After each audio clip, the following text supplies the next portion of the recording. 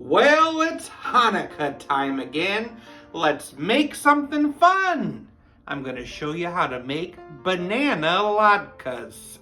We need a bowl. We need a banana. Let's mash it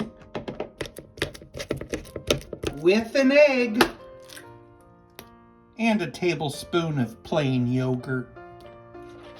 Mix that together. 1 1/4 cups of milk and 3 tablespoons of melted butter. Whisk that together until nice and foamy.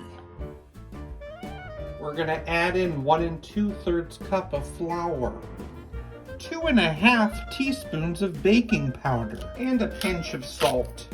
Let's mix it together to get a nice batter.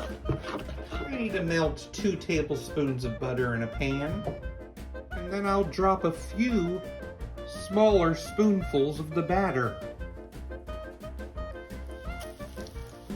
Definitely like a banana pancake. Add on the syrup of your liking.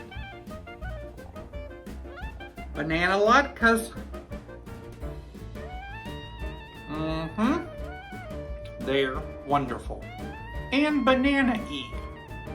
What does Simba say to his friends on Hanukkah? Hanukkah Matata.